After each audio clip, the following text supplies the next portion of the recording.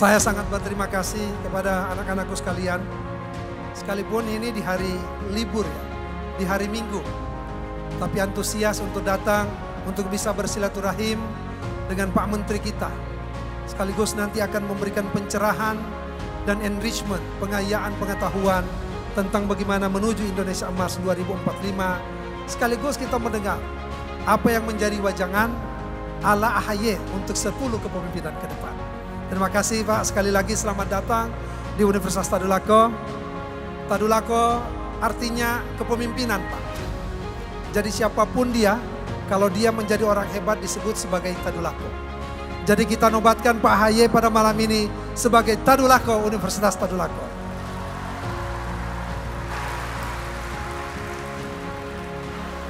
Jadi sekali lagi mohon arahan Pak AHY yang hadir bersama-sama kita, tentunya kita perlu mendengar wejangan sekaligus dukungan-dukungan. Oleh karena itu sekali lagi kepada Pak AHY selamat datang dan kami mohon arahan dan juga memberikan kuliah umum kepada mahasiswa kami sehingga betul-betul bisa memberikan pencerahan. Pulau-pulau berjajar di Raja Ampat. Hamparan gedung di Kota Bekasi. Kegiatan kuliah umum dengan penuh semangat. Semoga menjadi capaian yang berprestasi.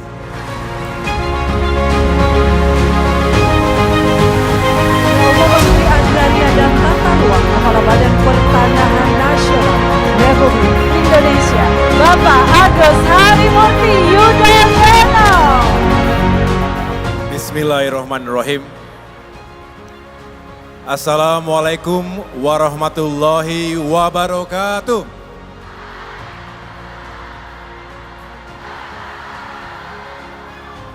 Selamat malam dan salam sejahtera untuk kita semua.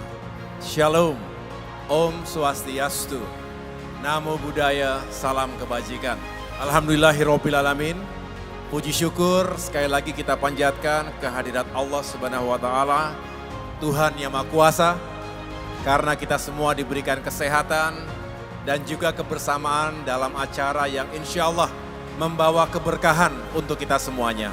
Yang sama-sama kita hormati dan muliakan Rektor Universitas Tadulako, Profesor Dr. Insinyur Amar. Tepuk tangan untuk Rektor kita.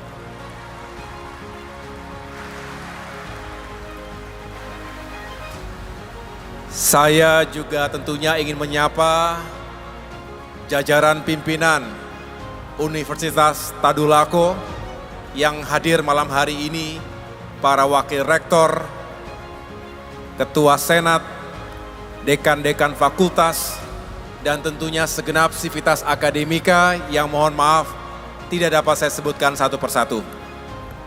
Saya juga senang saya mendengar bahwa hadir para pimpinan termasuk rektor dari berbagai universitas lainnya. Dan tentunya yang saya cintai dan saya banggakan seluruh mahasiswa, mahasiswi Universitas Tadulako. Apa kabar semuanya? Sehat? Masih semangat? Ini padahal hari libur ya. Hari Minggu malam hari, alhamdulillah terima kasih. Luar biasa, saya menaruh hormat dan apresiasi yang setinggi-tingginya kepada seluruh mahasiswa-mahasiswi yang telah hadir pada malam hari ini. Tadi Bapak Rektor sudah menyampaikan bahwa seharusnya acara kuliah umum ini kita lakukan besok pagi. Tapi tadi di Makassar saya mendapatkan kabar bahwa Bapak Presiden Joko Widodo ingin melakukan kegiatan yang penting di Jawa Timur pada tanggal 29, saya ulangi tanggal 30, sehingga saya harus segera kembali untuk mempersiapkan. Karena memang acara tersebut merupakan tanggung jawab dari Kementerian ATR BPN. Sehingga saya memohon apakah berkenan Bapak Rektor memajukan waktu kuliah umumnya yang tadinya besok menjadi malam hari ini. Dan ternyata alhamdulillah bukan hanya bisa, bukan hanya gercep, tapi gedung sebesar ini, semegah ini terisi penuh oleh para mahasiswa-mahasiswi sekalian. Terima kasih, saya merasa terharu dan bangga. Saya juga ingin menyapa segenap pimpinan yang hadir dari Kementerian ATR dan BPN, baik dari pusat, dari Jakarta, ada Ibu Dirjen Embun, ada staf ahli Ibu Yulia, ada staf khusus Pak Jovan dan Pak Made, ada Pak Lampri, Kabiro Humas kami, dan para direktur yang mohon maaf tidak dapat saya sebutkan satu persatu, dan juga yang spesial adalah Kepala Kantor Wilayah ATR BPN Provinsi Sulawesi Tengah, Bapak Freddy Kolintama. Jadi tadi Pak Rektor menitipkan pesan, ada beberapa isu pertanahan, lahan khusus Universitas Tadulako, saya katakan kita akan atensi dan harus dibantu, karena memang itu dibutuhkan untuk pengembangan kampus dan kegiatan akademik lainnya. Ada juga sejumlah anggota DPR, ya. Terima kasih telah hadir dari fraksi Partai Demokrat dan juga yang lainnya. Bapak Ibu yang berbahagia, sebelumnya saya boleh turun aja nggak ya? Boleh ya? Supaya nggak terlalu jauh gitu. Mana suara mahasiswa laki-laki, mana suaranya? Mana suara laki-lakinya? Kita bandingkan. Mana suara mahasiswi? Suara mahasiswinya mana suara mahasiswi? Saya ingin berbagi cerita. Saya tidak ingin mengajari karena para dosen tugasnya memberikan pelajaran di kampus. Saya hanya ingin berbagi cerita dan sekaligus mudah-mudahan, waduh itu I love Pak AHY lah tuh. Itu laptopnya siapa itu? Luar biasa ini. Ini pertama kali saya kasih kuliah umum di Palu, luar biasa ini ya. Saya ingin berbagi cita-cita, karena saya yakin teman-teman, adik-adik sekalian juga punya mimpi besar, punya cita-cita yang sama. Ingin Indonesia semakin maju negaranya, semakin sejahtera rakyatnya. Setuju? Kita ingin Indonesia emas 2045. Setuju? Saya ingin kita semua melihat ke depan. Sebelumnya saya ingin menjelaskan secara singkat agenda kuliah umum. Tidak banyak. Yang pertama, mari kita analisa apa yang menjadi peluang dan tantangan masa kini dan juga masa depan. Mega trend tahun 2045 seperti apa? Yang kedua, saya ingin menyampaikan konsepsi Indonesia Emas 2045 yang diikuti dengan peran sumber daya manusia sebagai kunci mewujudkan Indonesia Emas 2045 tersebut. Dan yang terakhir, saya ingin berbagi bagaimana kita harus mempersiapkan diri menjadi pemimpin-pemimpin di masa depan. Adik-adik, teman-teman adalah harapan kita semuanya. Pada saatnya akan memimpin di level apapun, pada profesi apapun. Oleh karena itu, mari selain kita menyiapkan wawasan dan ilmu pengetahuan, kita siapkan diri kita menjadi pemimpin-pemimpin yang baik. Saya ingin mulai dengan apa yang menjadi tantangan dan peluang di masa depan. Yang jelas bisa dilihat nanti di sini, ini juga akan saya share nanti. Singkatnya adalah dunia di abad ke-21 itu penuh dengan kejutan, penuh dengan ketidakpastian. Tapi juga jangan sampai kita pesimis karena banyak sekali peluangnya. Tinggal bagaimana kita bisa mengubah tantangan menjadi peluang. Bagaimana kita bisa menjadi pemenang di abad ke-21 ini. Kita tahu sekarang dunia juga sedang panas karena banyak terjadi konflik bahkan perang. Betul ya? belum selesai perang Ukraina dan Rusia, kemudian kembali pecah perang Israel dan Palestina.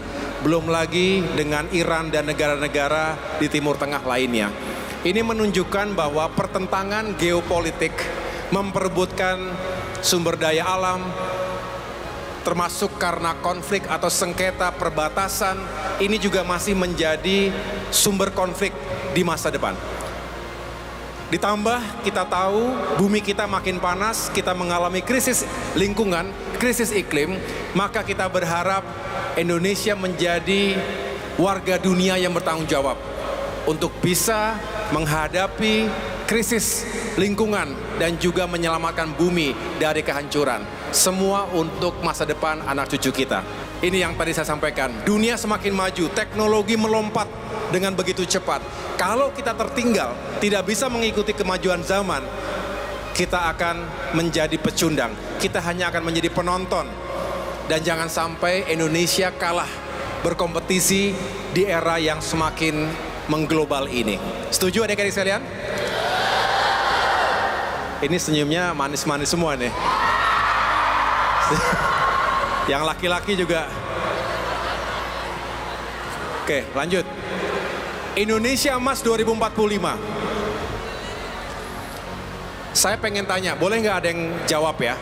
Mengapa kita menggemakan, mengkampanyekan Indonesia Emas 2045? Mengapa? Boleh, silakan. Assalamualaikum warahmatullahi wabarakatuh. Perkenalkan, nama saya Amanda Mariska. Saya dari Prodi Statistika Fakultas MIPA. Jadi saya akan menjawab pertanyaan dari Bapak, mengapa Indonesia disebut Indonesia Emas tahun 2045? Karena pada tahun 2045 Indonesia berada pada tahun ke 1 abad atau di mana mendapat bonus demografi, yang mana usia produktif hampir 70% akan berada pada tahun 2045. Sekian dan terima kasih. Tepuk tangan. Siapa namanya tadi? Amanda. Amanda. Bagus jawabannya. Bonus demografi.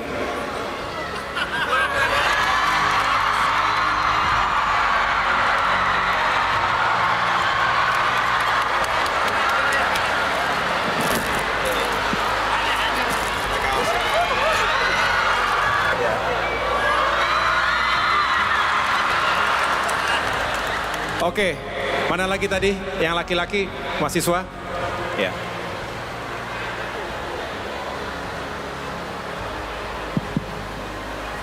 Namanya. Terima kasih. Perkenalkan, saya Yahya Rizky Andra Suryatama dari Fakultas Ilmu Sosial dan Ilmu Politik.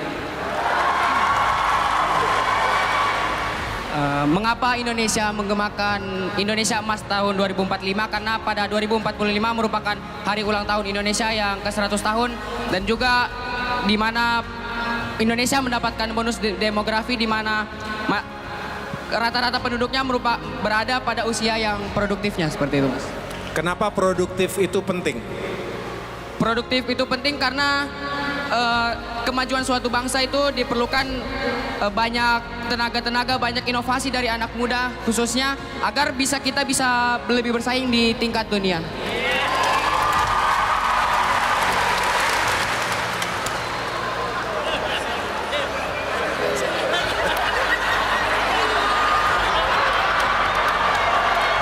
Sampai jam 12 gitu gini Pak. Kalau Oke, bagus ya. Jadi Indonesia Emas 2045 adalah sebuah cita-cita yang mulia. Tapi ini hanya akan menjadi mimpi di tengah hari, di siang bolong, kalau kita tidak bekerja sungguh-sungguh, nggak bekerja serius. Kita harus kerja sama, kita harus bersinergi dan berkolaborasi. 100 tahun sebuah negara merdeka tidak menjamin rakyatnya sejahtera. Banyak contoh di dunia yang juga tidak seperti itu. Tapi kita harus optimis karena diprediksi oleh berbagai lembaga internasional, Indonesia bisa menjadi negara yang sukses, negara yang maju di abad ke-21 ini. Dan momentum itu bisa jadi di tahun 2045. Sehingga mari bukan hanya mengkampanyekan Indonesia Emas 2045, kita siapkan diri kita baik-baik. Bisa? Nanti saya beritahu apa yang harus kita siapkan. Indonesia benar-benar emas jika damai dan aman. Negara kita tidak boleh terlibat dalam sebuah perang yang kemudian merongrong kedaulatan dan integritas NKRI. Jangan sampai sumber daya alam kita dirampok oleh negara-negara asing. Jangan sampai kita tidak berdaya jika ada invasi, agresi dari militer asing. Jangan sampai. Apa yang terjadi di dunia saat ini harus menjadi pelajaran buat kita agar tetap mempersiapkan pertahanan negara kita. TNI kita, militer kita harus tetap dipersiapkan. Damai artinya kita semua rukun, harmonis, jangan ada perpecahan antar identitas, apakah karena suku, agama, ras, etnis, atau perbedaan pandangan politik. Jangan sampai itu terjadi. Alhamdulillah, kita baru saja menyelenggarakan sebuah fase penting dalam demokrasi Indonesia, pemilu 2024. Alhamdulillah semua sudah berjalan dan kita semua tidak terpecah belah, aman dan damai Indonesia yang kita cintai ini. Yang kedua, adil dan sejahtera. Indonesia harus tumbuh ekonominya 7%, 8% agar bisa menopang rakyat kita yang memang membutuhkan bantuan. Pemerintah negara harus hadir untuk mengangkat saudara-saudara kita yang terkategori miskin dan kurang mampu. Kalau pertumbuhan meningkat, maka kue yang dibagi-bagi akan lebih banyak lagi. Rakyat akan lebih sejahtera, bisa punya penghasilan yang baik, pekerjaannya layak, punya tabungan, bisa bayar utang. Ini mahasiswa punya utang nggak? Ada utang? Enggak kan? Jangan sampai kejebak pinjol ya. Sejahtera juga tidak boleh ada ketimpangan. Jangan yang kaya makin kaya boleh. Tapi yang nggak boleh kalau miskin makin miskin. Harus kita kejar agar gap kesenjangan antara yang kaya dengan miskin makin berkurang. Inilah sejatinya sila kelima kita, keadilan sosial bagi seluruh rakyat Indonesia. Dan yang ketiga, Indonesia emas jika Indonesia semakin maju dan mendunia. Setuju? Maju peradabannya, maju teknologinya, maju prestasi-prestasinya. Dikenal oleh dunia bukan karena saja kita negara yang besar secara geografis, tapi karena negara kita sukses ekonominya, sukses pendidikannya, dan banyak prestasi yang membanggakan. Kita bangga kalau timnas kita juara, betul? Besok ya? Berapa kira-kira? Minimal seperti kita melawan Jordan ya. Mudah-mudahan kita doakan skuad atau timnas kebanggaan kita, tim Garuda kita bisa menang, bisa berprestasi, bisa juara. Mengapa? Karena timnas kita akan mempersatukan bangsa. Nggak lihat dari mana dia, mau dari Palu, Morowali, Poso, Tojo Una-Una, mana lagi Pak? Kita akan bersatu. Nggak peduli Sulawesi Tengah, Sulawesi Tenggara, Selatan, Barat, Gorontalo, Sulawesi Utara, kita akan bersatu. Nggak peduli Sulawesi, Sumatera, Kalimantan, Jawa, Papua, Maluku, Nusa Tenggara, Bali, kita akan bersatu sebagai bangsa. Kalau kita punya prestasi yang membanggakan. Setuju? Merah putih berkibar, Indonesia Raya berkumandang. Itulah sejatinya menggerakkan kita semuanya. Jadi kita harus maju olahraganya, apapun olahraganya, terutama sepak bola karena menjadi olahraga favorit di Indonesia. Ya. Ada yang tahu Ronaldo? Pasti tahu Ronaldo kan? Dari negara mana? Portugal. Ada yang tahu Raja Portugal siapa namanya? Iya kan? Jadi kita tahu Portugal karena Ronaldo. Lionel Messi dari mana? Argentina. Tahu presiden Argentina siapa? Lupa. Karena olahraganya, karena atlet yang berprestasi, kita kenal negara orang. Di bidang entertainment, yang suka Blackpink siapa?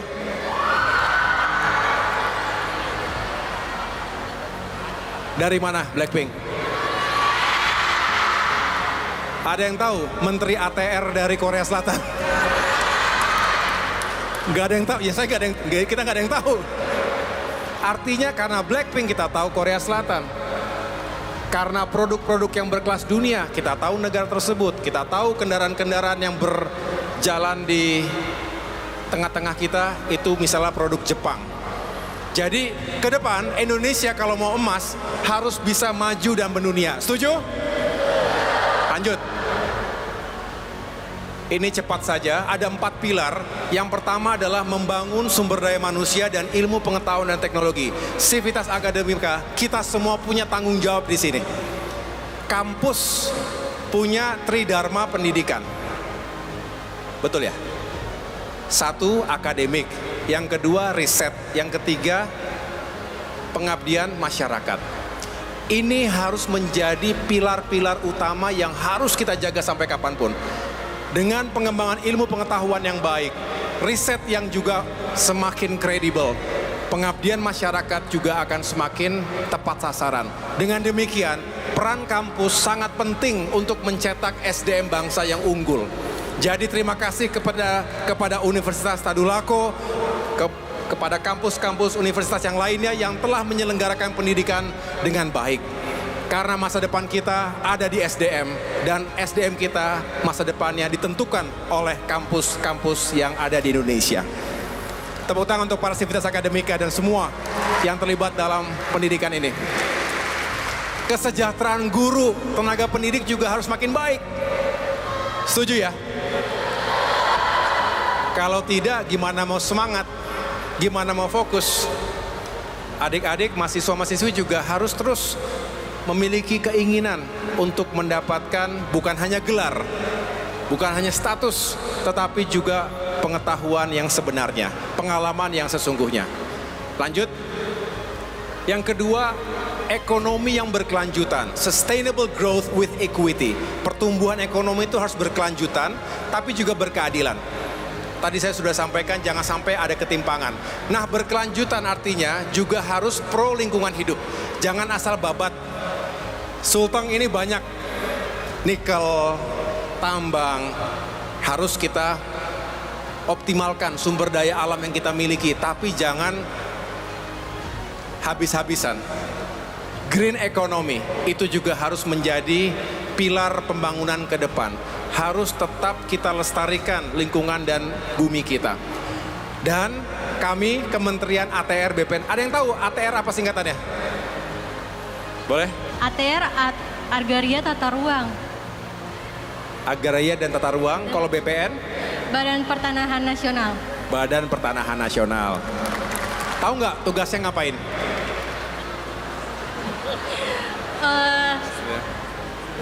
Tahu nggak tugasnya ATR BPN apa kira-kira? Salah satunya ya? Membantas mafia tanah. Langsung memberantas mafia tanah langsung gitu.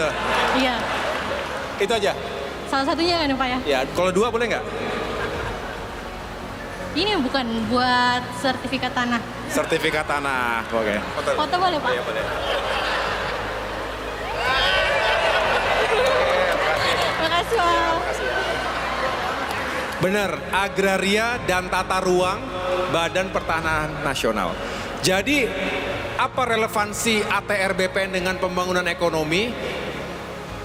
Teman-teman, kalau kita ingin ekonomi bergerak, kita perlu investasi, betul? Investasi itu datang dari luar negeri maupun dari dalam negeri sendiri.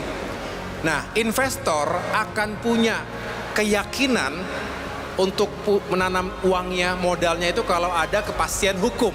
Nah, jangan sampai lahannya nggak jelas, tidak ada sertifikatnya atau bukan sesuai peruntukannya.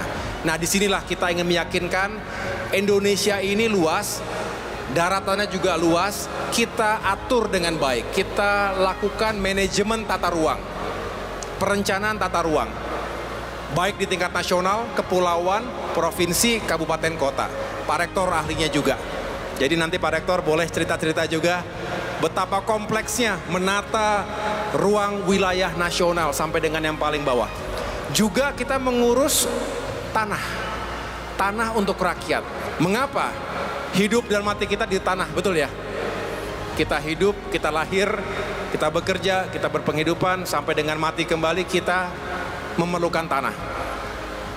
Dan inilah butuhnya kita meyakinkan agar masyarakat memiliki kepastian hukum, sertifikat misalnya. Jangan sampai dirampas oleh mafia tanah. Ya, tadi sore bersama Pak Kanwil kami datang ke Kelurahan Petobo. Itu lokasi relokasi dari masyarakat yang terdampak bencana likuifaksi 2018. Sungguh mengharukan ketika selama 5 tahun tinggal di hunian sementara, huntara. Dan akhirnya tahun ini bisa masuk ke hunian-hunian tetap, huntap, dan tadi sore saya serahkan sertifikat secara langsung agar punya kepastian hukum. Setelah duka nestapa yang dialami beberapa tahun yang lalu, kehilangan keluarga dan sahabatnya.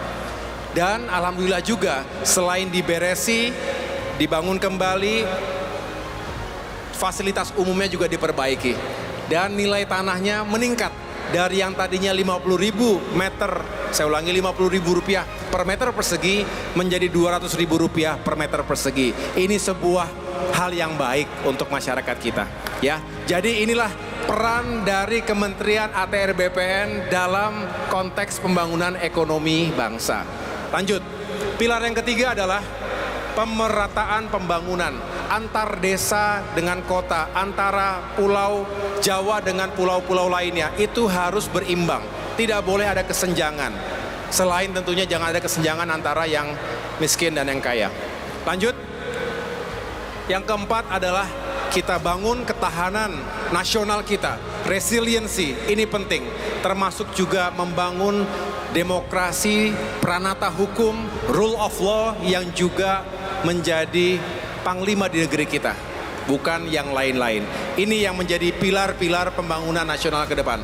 Lanjut, Presiden Jokowi, ini di mana nih?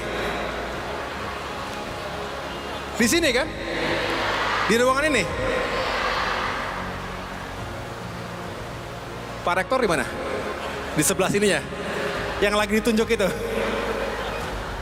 Beliau mengatakan 3 hal pokok untuk mewujudkan Indonesia Emas 2045. Yang pertama adalah stabilitas.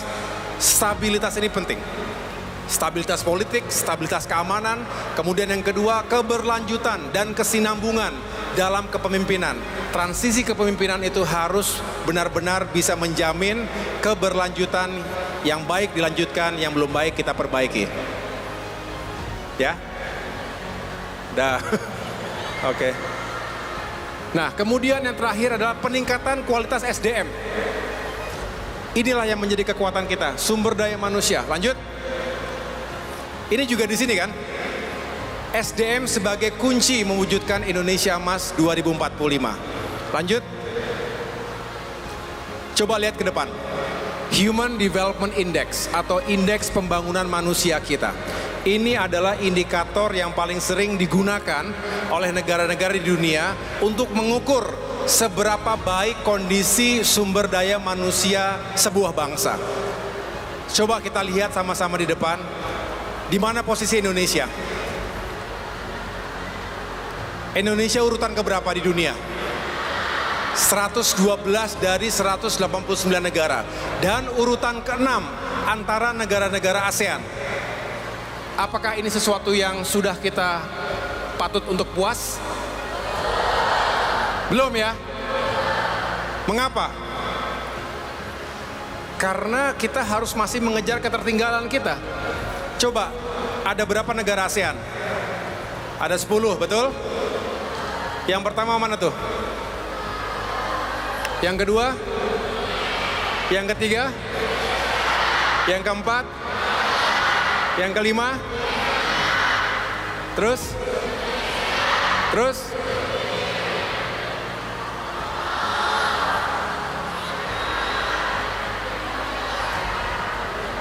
Terakhir? Kamboja. Ini apal karena suka nonton bola kan? Lihat benderanya, lihat. Indonesia nomor 6. Kita harus mengejar ketertinggalan kita. Setuju ya Pak Rektor ya? Ini tugas besar kita semuanya ke depan. Hari ini dan ke depan. Lanjut. Bonus demografi. Kalau yang mahasiswi senangnya yang blaster-blaster biasanya. Nggak ada gambarnya di sini. Nah, ini tadi banyak yang mengatakan bonus demografi. Lihatlah, dari 270 juta manusia Indonesia, berapa populasi yang produktif? Berarti kita bisa membaca dari mereka yang terkategori Gen X, Gen Y, milenial, Gen Z. Nanti 2040 jumlahnya itu 70% dari penduduk kita. Artinya 70% manusia Indonesia berusia produktif. Pertanyaannya adalah, apakah adik-adik teman-teman setuju banyak anak, banyak rezeki, banyak penduduk, banyak rezeki buat negara kita? Setuju nggak? Loh kok nggak setuju? Coba ada yang bisa jawab nggak? Ya. Perkenalkan, nama saya Mulfiana Syam, saya dari Fakultas Hukum. Jadi mengenai pertanyaan dari Bapak tadi, kenapa saya tidak setuju dengan statement banyak anak banyak rezeki? Karena mungkin kalau dulu banyak anak banyak rezeki karena belum banyak penduduk. Tapi kalau sekarang dikatakan banyak anak banyak rezeki itu kurang tepat Bapak. Karena kenapa? Wilayah Indonesia itu tidak bertambah. Tapi kalau penduduknya bertambah terus, otomatis setiap lingkungan itu kayak padat penduduk, jadi tidak maksimal menurutku Bapak. Terima kasih. Terima kasih. Ya, terima kasih. Tepuk tangan. Ada lagi?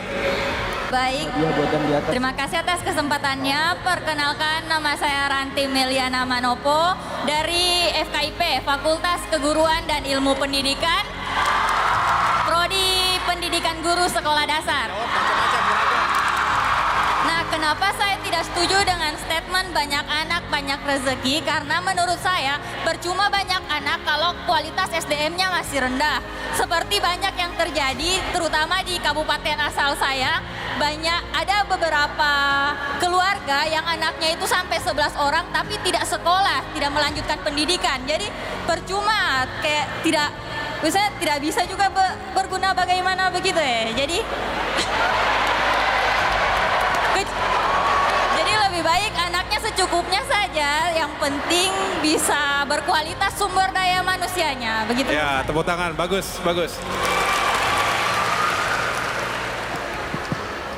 Tadi mana yang dari atas ya? Oh ya, sini. Ya. Tes. Tepuk tangan dulu dong dari atas dia. Makasih ya. Baik, Assalamualaikum warahmatullahi wabarakatuh. Hidup mahasiswa! Hidup mahasiswa!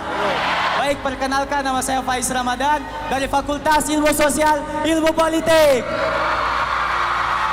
Saya dari Prodi Ilmu Pemerintahan, jadi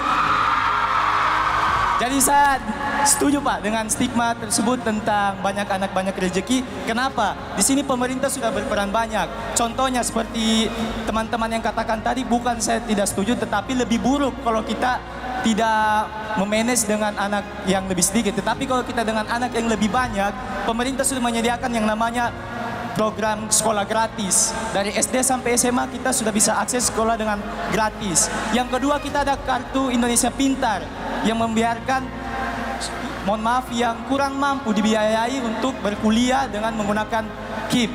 Nah, untuk di bidang kesehatan kita punya juga kartu Indonesia Sehat. Itu bisa menanggulangi orang-orang yang tidak mempunyai uang tapi bisa berobat dengan gratis. Jadi saya rasa semakin banyak anak, semakin banyak daya saing menuju Indonesia Emas 2045. Terima kasih. Hidup mahasiswa. Oke. boleh. Ya, ya.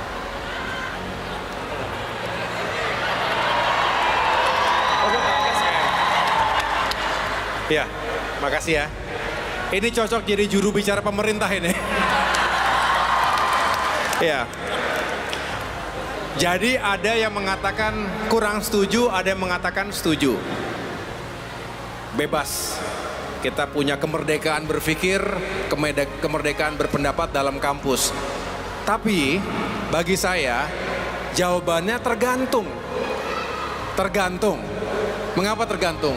Ya tadi, kalau ada negara yang punya banyak penduduk seperti Indonesia, kemudian kita siapkan SDM kita dengan sebaik-baiknya, kita akan menjadi negara bukan hanya beruntung, tapi benar-benar punya keberkahan.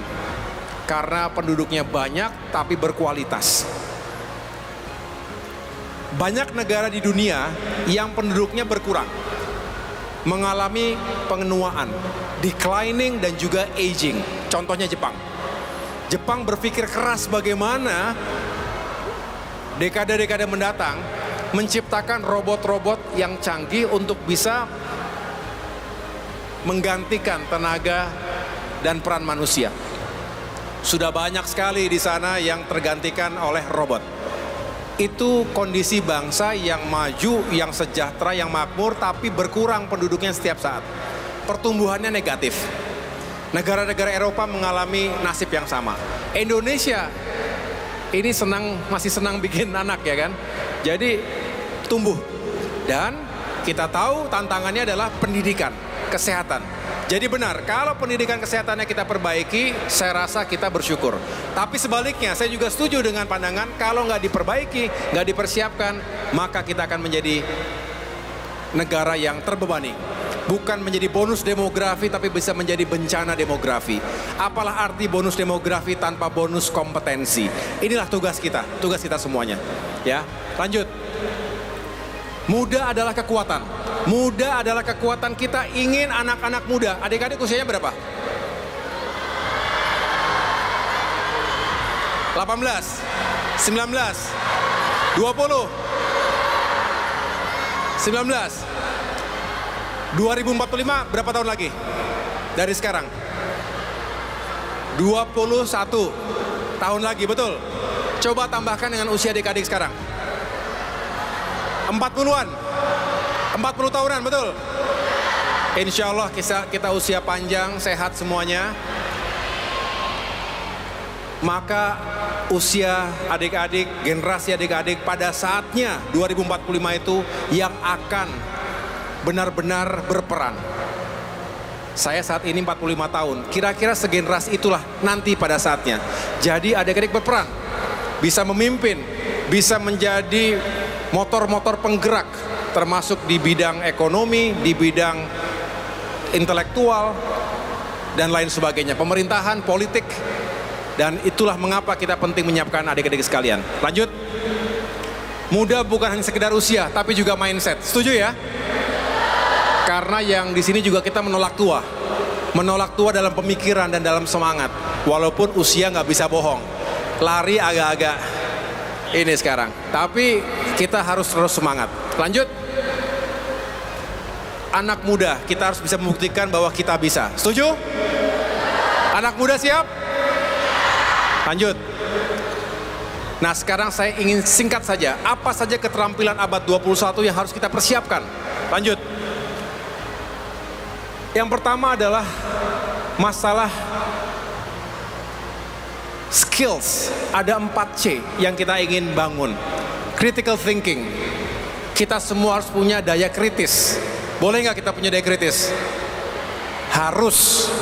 Jangan mau terima ilmu pengetahuan apa adanya. Selalu di-challenge. Mengapa? Mengapa kita perlu belajar ini? Jadi nanti para dosen mohon bersabar kalau mahasiswa-mahasiswinya bertanya mengapa? Why? Ask why. Jangan bertanya what saja. Jangan hanya bertanya apa, tapi why. Mengapa? Yang kedua, kreativitas penting, komunikasi penting, kolaborasi harus kita lakukan.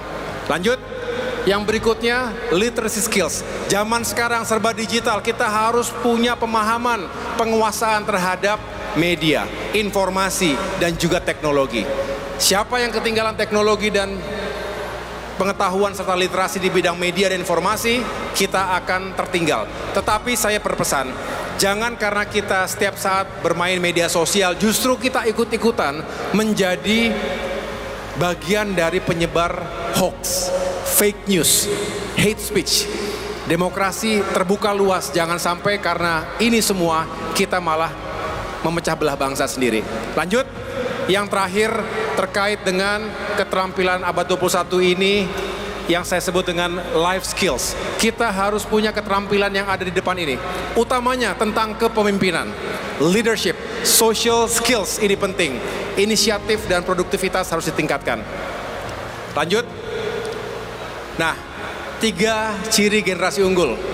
Kita punya kapasitas intelektual, yang kedua kita punya integritas dan karakter yang baik, dan yang terakhir kepemimpinan yang unggul. Lanjut. Nah, sekarang saya ingin mengatakan, ini kapan nih Pak? Kapan? Tahun lalu? Kira-kira tahun lalu ya? Everyone is born a leader. Setuju nggak bahwa setiap dari kita bisa menjadi pemimpin? Setuju ya? Jangan ada yang merasa kecil hati. Aku datang dari keluarga biasa-biasa saja. Banyak sekali pemimpin besar datang dari keluarga biasa-biasa saja. Dari ekonomi sosial yang sulit. Ya. Dan kita harus punya kesadaran bahwa kita punya kesempatan yang sama. Lanjut, tapi semua harus dipupuk dan dibangun, dipersiapkan. Jadi tidak hanya kita membiarkan bibit-bibit unggul bekerja sendiri, mencari jalan sendiri. Negara hadir, pemerintah hadir, kita semua hadir untuk memberikan jalan, untuk menunjukkan jalan agar tidak salah arah. Tapi selebihnya kembali kepada diri kita sendiri. Itulah yang harus dimiliki oleh anak muda. Lanjut. Nah, boleh saya sekarang terakhir bercerita transformasi AHY dari militer hingga menjadi seorang politisi dan kemudian dipercaya di pemerintahan. Ada 10 pelajaran kepemimpinan yang saya yakini dan juga saya jalankan. Kalau berkenan saya cerita ini, mudah-mudahan ada yang cocok, tapi kalau tidak cocok tidak usah dipakai. Yang pertama, Trisakti Wiratama. Ada yang tahu Trisakti Wiratama? Ini istilah di Akademi Militer. Kami dulu dari awal disiapkan, digembleng untuk memiliki 3 kemampuan dasar seorang manusia dan insya Allah juga seorang pemimpin. Mental, fisik, intelektual. Orang cerdas tapi fisiknya lemah, sulit untuk berbuat banyak. Orang cerdas tapi tidak punya karakter yang baik, bisa jadi monster. Orang yang karakternya baik tetapi tidak punya kecerdasan, tidak akan kemana-mana. Semua saling terkait. Trisakti Wiratama. Kalau bisa adik-adik punya ketiga-tiganya dengan balance, itu bagus.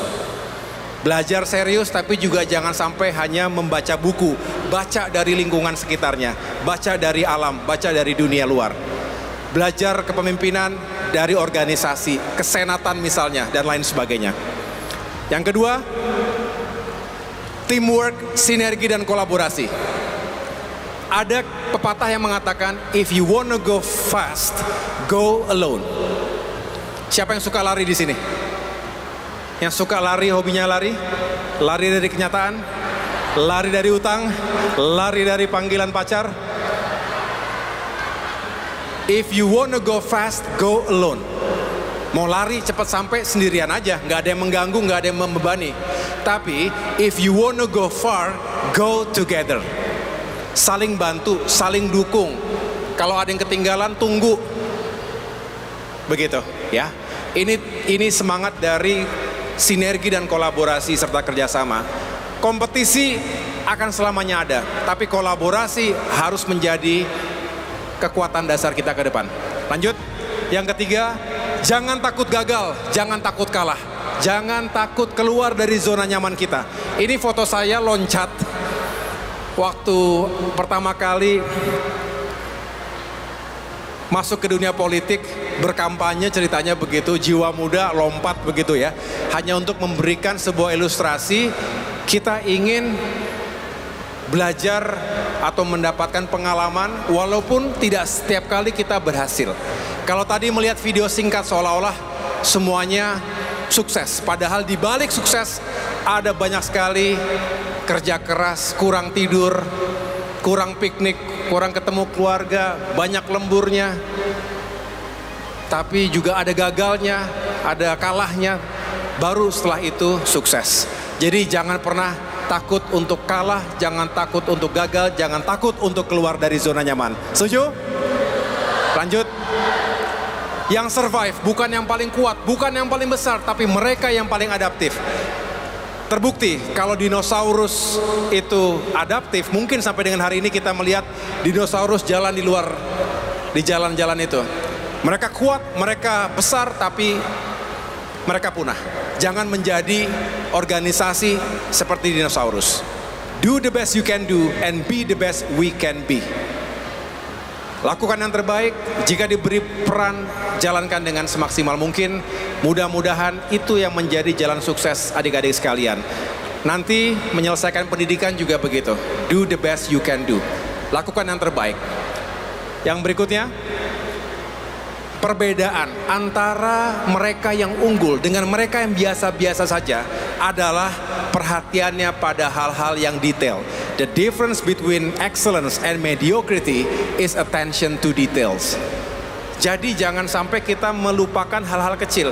Kita tidak pernah jatuh karena menabrak pohon besar atau menabrak batu besar di tengah jalan. Tapi biasanya kita jatuh karena menginjak kerikil atau ranting yang ada di jalan. Oleh karena itu perhatikan yang kecil-kecil sehingga pada saatnya yang besar-besar bisa kita pimpin dengan baik. Berikutnya, percaya diri itu penting. Adik-adik harus punya self-confidence. Percaya diri itu penting dalam berbagai level dan berbagai forum. Tapi tidak boleh jumawa, selalu rendah hati. Karena rendah hati akan membuat kita juga diterima oleh banyak orang. Lanjut. Tegas, ini pemimpin ya. Bagaimana bisa tegas tapi tidak kasar, bagaimana bisa baik tapi tidak lemah. Mudah-mudahan ini juga bisa menjadi cermin untuk kita semua bagi yang saat ini punya amanah untuk memimpin dimanapun. Yang berikutnya, berani ambil keputusan, sekaligus berani ambil resiko dan tanggung jawab. Ini kejadian, saya ulangi, tadi ada yang bilang mafia tanah ya. Ini foto terakhir di Kendari 2 hari yang lalu ketika kami mengungkap kejahatan pertanahan. Berhasil menyelamatkan 300 miliar rupiah akibat mafia tanah ya. Dan alhamdulillah ini berkat sinergi dan kolaborasi antara Kementerian ATR BPN, Kepolisian, Kejaksaan dan semua pemerintah yang terlibat di dalamnya.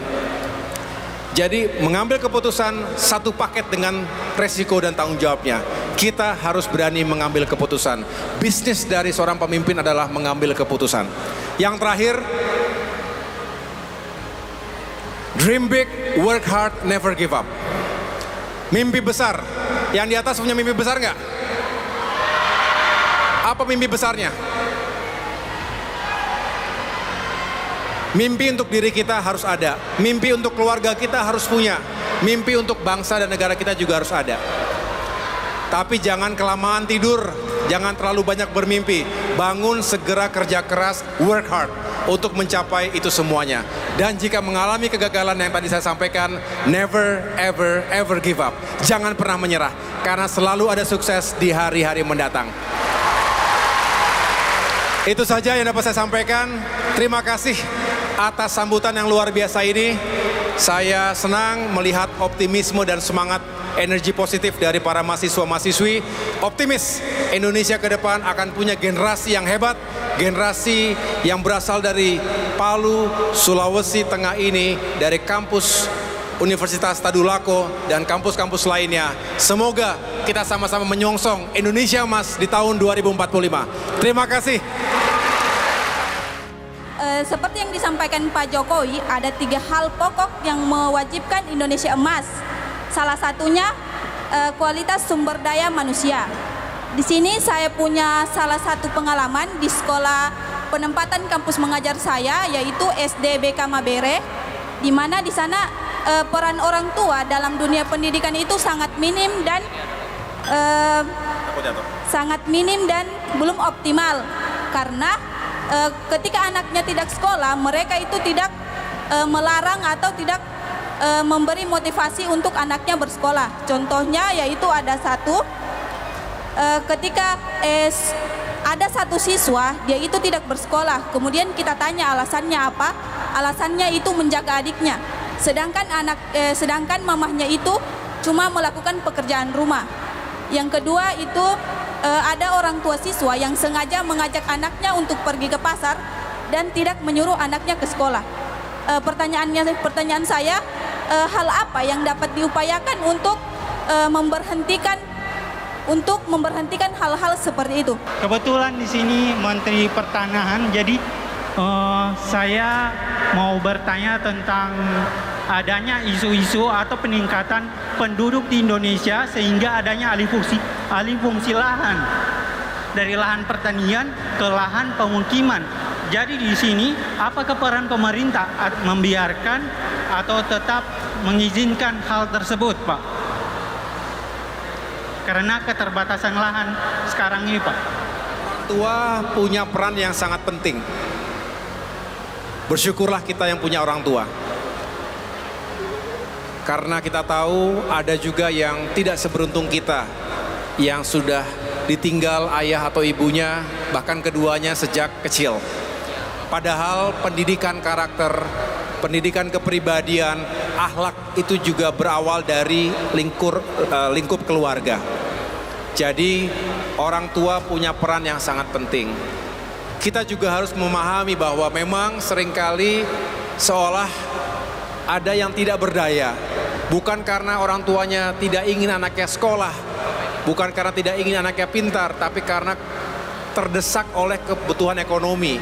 Itulah mengapa kita harus berusaha untuk meningkatkan ekonomi keluarga kita, sehingga orang tua juga bisa memberikan kesempatan anaknya untuk sekolah. Dan bukan hanya menitipkan kepada kampus, kepada sekolah, tetapi juga di rumah selalu diisi, dilengkapi, dibekali dengan hal-hal yang mungkin tidak diberikan di sekolah. Sekali lagi, kedekatan secara psikologis, emosional orang tua dengan anak itu tidak akan tergantikan oleh siapapun. Jadi sekali lagi kita beruntung dan kita harus bersimpati, harus turut membantu saudara-saudara kita yang tidak seberuntung kita tadi, ya. Nah, yang kedua terkait dengan lahan. Alih lahan itu terjadi di mana-mana. Benar, ini pertanyaan kritis juga. Apa yang harus dilakukan? Kebutuhan kita memang tidak akan pernah berkurang. Manusia bertambah, kebutuhan ekonomi juga bertambah. Artinya, produksi baik itu pertanian, tapi juga produksi untuk industri itu sama pentingnya. Nah, oleh karena itu kebijakan harus tepat. Jangan semua misalnya dialihkan atau dikonversi menjadi lahan-lahan produksi atau untuk pemukiman saja. Harus ada yang tetap dijaga agar itu bisa tetap untuk pertanian, perkebunan. Dan juga ingat, hutan. Hutan harus kita jaga karena jangan sampai bumi kita juga makin panas. Indonesia makin gundul sehingga banyak bencana alam. Disinilah sekali lagi selalu menjadi perdebatan di mana kita menarik batas keseimbangan antara menjaga lingkungan dengan pertumbuhan ekonomi. Bagi Indonesia, kita harus memikirkan hari ini tapi juga masa depan anak cucu kita. Nggak boleh asal babat, yang penting dapat profit sebanyak-banyaknya padahal lingkungannya habis.